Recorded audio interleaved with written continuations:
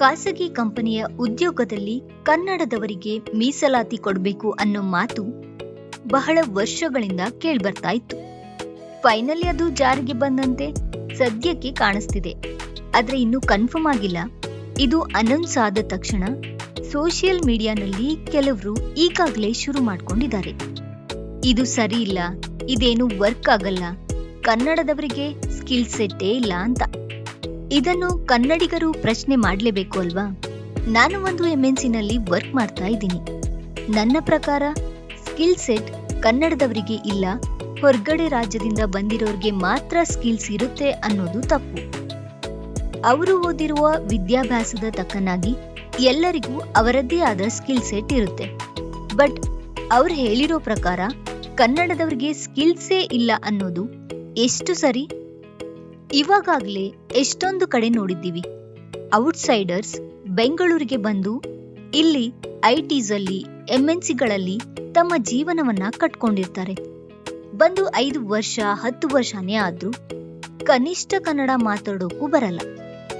ಸ್ವಲ್ಪನಾದ್ರೂ ಕನ್ನಡ ಕಲಿಯೋ ಪ್ರಯತ್ನ ಮಾಡ್ಬೋದು ಅಲ್ವಾ ಅಂತ ರಿಕ್ವೆಸ್ಟ್ ಮಾಡಿದ್ರೆ ಆಗೋದಿಲ್ಲ ಅಂತ ಡೈರೆಕ್ಟ್ ಆಗಿ ಹೇಳ್ತಾರೆ. ನಿಮ್ ಹತ್ರ ಸ್ಕಿಲ್ಸ್ ಇಲ್ಲ, ನಾವಿರೋದ್ರಿಂದಾನೇ ಸಾಫ್ಟ್ವೇರ್ ಉದ್ಯೋಗಗಳು IT ಕಂಪನಿಗಳು ನಡೀತಾ ಇರುವುದು ಅಂತ ಡೈರೆಕ್ಟ್ ಆಗಿ ಹೇಳಿರೋದನ್ನ ನಾನು ಸ್ವತಃ ನೋಡಿದ್ದೀನಿ, ಕೇಳಿದ್ದೀನಿ. ಮತ್ತು ಸೋಷಿಯಲ್ ಮೀಡಿಯಾದಲ್ಲೂ ಕೂಡ ಈ ತರ ಹೇಳಿರೋ ಎಷ್ಟೊಂದು ವಿಡಿಯೋಗಳು ವೈರಲ್ ಆಗಿರೋ ಉದಾಹರಣೆಗಳಿವೆ. ಹಾಗಾದ್ರೆ ಒಂದು ಸಾಮಾನ್ಯ ಪ್ರಜೆಯಾದ ನಾನು ನನ್ನ ಕೆಲವು ಪ್ರಶ್ನೆಗಳು. ಕರ್ನಾಟಕದಲ್ಲಿ ಕನ್ನಡಿಗರಿಗೆ ಉದ್ಯೋಗದಲ್ಲಿ ಮೀಸಲಾತಿ ಕೊಟ್ರೆ ಏನ್ ತಪ್ಪು?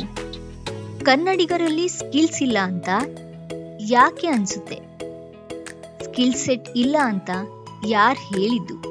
ಅದನ್ನ ಕನ್ನಡದವರು ಹೇಳ್ತಾ ಇದ್ದಾರಾ ಅಥವಾ ಈ ಔಟ್ಸೈಡರ್ಸ್ ಆ ತರ ಪೋರ್ಟ್ರೇ ಮಾಡ್ತಿರೋದಾ? ನಾನು ನೋಡಿರುವ ಪ್ರಕಾರ ಎಷ್ಟೊಂದು ಕಂಪನಿಗಳಲ್ಲಿ ಮ್ಯಾನೇಜ್ಮೆಂಟ್ ಲೆವೆಲ್ ಅಲ್ಲಿ ಹೈಯರ್ ಲೆವೆಲ್ ಪೊಸಿಷನ್ಗಳಾದ ಮ್ಯಾನೇಜರ್, ಟೀಮ್ ಲೀಡ್, HR ಔಟ್ಸೈಡರ್ಸೇ ಆಗಿರ್ತಾರೆ. ಮೋಸ್ಟ್ ಆಫ್ ದ ಟೈಮ್ ಇಂಟರ್ವ್ಯೂಗಳಲ್ಲಿ ಕಂಪನಿಯ ಮ್ಯಾನೇಜರ್, ಟೀಮ್ ಲೀಡ್ಗಳೇ ಕ್ಯಾಂಡಿಡೇಟ್ಸ್ನ ಫೈನಲ್ ಮಾಡೋದು. ಎಷ್ಟೋ ಸತಿ HR ಶಾರ್ಟ್ ಲಿಸ್ಟ್ ಮಾಡಿರೋ ಕ್ಯಾಂಡಿಡೇಟ್ಸ್ಗಳನ್ನ ಫೈನಲ್ ರೌಂಡ್ನಲ್ಲಿ ಅಂದ್ರೆ ಮ್ಯಾನೇಜರ್ ರೌಂಡ್, ಆಪ್ಸ್ ರೌಂಡ್ನಲ್ಲಿ ರಿಜೆಕ್ಟ್ ಮಾಡ್ತಾರೆ. ಎಷ್ಟೋ ಸರ್ತಿ ಕ್ಯಾಂಡಿಡೇಟ್ಸ್ಗೆ ಕಾರಣ ಗೊತ್ತೇ ಆಗಲ್ಲ ಯಾಕೆ ನಮ್ಮನ್ನ ರಿಜೆಕ್ಟ್ ಮಾಡಿದ್ದಾರೆ ಅಂತ.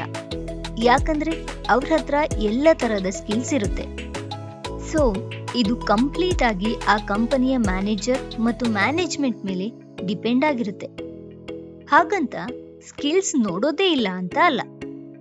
Personality, technical proficiency, education and cultural fit ಇದೆಲ್ಲವನ್ನೂ ಕನ್ಸಿಡರ್ ಮಾಡಿ ಕ್ಯಾಂಡಿಡೇಟ್ನ ಹೈಯರ್ ಮಾಡಲಾಗುತ್ತೆ.